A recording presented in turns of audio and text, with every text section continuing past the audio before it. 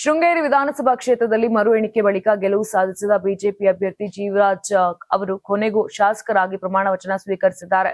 ವಿಧಾನಸೌಧದ ಸಮಿತಿ ಕೊಠಡಿಯಲ್ಲಿ ನಡೆದ ಕಾರ್ಯಕ್ರಮದಲ್ಲಿ ಶೃಂಗೇರಿ ಶಾರದಾಂಬಿಯ ಹೆಸರಿನಲ್ಲಿ ಅವರು ಪ್ರಮಾಣ ವಚನ ಸ್ವೀಕರಿಸಿದರು. ವಿಧಾನಸಭೆ ಸ್ಪೀಕರ್ ಯುಟಿ ಖಾದರ್ ಪ್ರಮಾಣ ವಚನ ಬೋಧಿಸಿದರು. ಸಮಾರಂಭದಲ್ಲಿ ವಿಪಕ್ಷ ನಾಯಕ ಆರ್ ಅಶೋಕ್ ಹಾಗೂ ವಿಧಾನ ಪರಿಷತ್ ವಿಪಕ್ಷ ನಾಯಕ ಛಲವಾದಿ ನಾರಾಯಣಸ್ವಾಮಿ ಉಪಸ್ಥಿತರಿದ್ದರು.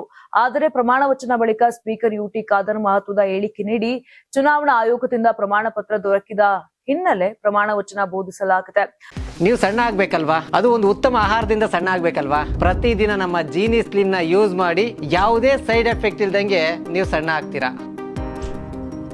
ಆದರೆ ಈ ವಿಚಾರದಲ್ಲಿ ನ್ಯಾಯಾಲಯದಿಂದ ಸ್ಟೇ ಆದೇಶ ಬಂದರೆ ಜೀವರಾಜ್ ಅವರ ಶಾಸಕ ಸ್ಥಾನ ರದ್ದು ಆಗುವ ಸಾಧ್ಯತೆ ಇದೆ ಅಂತ ಸ್ಪಷ್ಟಪಡಿಸಿದ್ರು.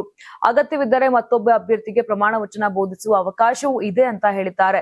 ಪ್ರಮಾಣ ವಚನ ವಿಳಂಬ ವಿಚಾರಕ್ಕೆ ಪ್ರತಿಕ್ರಿಯಿಸಿದಂತ ಅವರು ಯಾವುದೇ ತಡವಾಗಿಲ್ಲ ಎಂದು ಸ್ಪಷ್ಟಪಡಿಸಿದರು. ಚುನಾವಣಾ ಆಯೋಗದ ಆದೇಶ ಬಂದ ತಕ್ಷಣ ಪ್ರಕ್ರಿಯೆ ಆರಂಭಿಸಲಾಗಿದೆ. ನಾನು ಸಂವಿಧಾನದ ಪ್ರಕಾರ ನನ್ನ ಕರ್ತವ್ಯವನ್ನ ನಿರ್ವಹಿಸಿದ್ದೇನೆ ಎಂದು ಹೇಳಿದರು. ಕಾನೂನು ಸಲಹೆ ಪಡೆದು ಮುಂದಿನ ಕ್ರಮ ಕೈಗೊಳ್ಳಲಾಗಿದೆ ಎಂದು ಕೂಡ ತಿಳಿಸಿದ್ದಾರೆ. ಇನ್ನು ಇದಕ್ಕೂ ಮಧ್ಯೆ ಜೀವರಾಜ್ ಪ್ರಮಾಣ ವಚನ ಸ್ವೀಕಾರದ ಬಳಿಕ ವಿಪಕ್ಷ ನಾಯಕ ಆರ್ ಅಶೋಕ್ ಸರ್ಕಾರದ ವಿರುದ್ಧ ವಾಗ್ದಾಳಿಯನ್ನ ನಡೆಸಿದ್ದಾರೆ. ಕಾಂಗ್ರೆಸ್ ಅಧಿಕಾರಕ್ಕೆ ಬಂದ ಬಳಿಕ ಅಧಿಕಾರಿಗಳ ಮೇಲೆ ಒತ್ತಡ ಹೇರಲಾಗಿದೆ.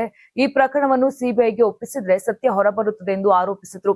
ಒಟ್ನಲ್ಲಿ ಶೃಂಗೇರಿ ಕ್ಷೇತ್ರದ ಈ ರಾಜಕೀಯ ಬೆಳವಣಿಗೆ ಇದೀಗ ಕಾನೂನು ಹಂತಕ್ಕೂ ತಲುಪುವ ಸಾಧ್ಯತೆ ಇದ್ದು ನ್ಯಾಯಾಲಯದ ತೀರ್ಪು ಮುಂದಿನ ರಾಜಕೀಯ ದಿಕ್ಕನ್ನ ನಿರ್ಧರಿಸಲಿದೆ.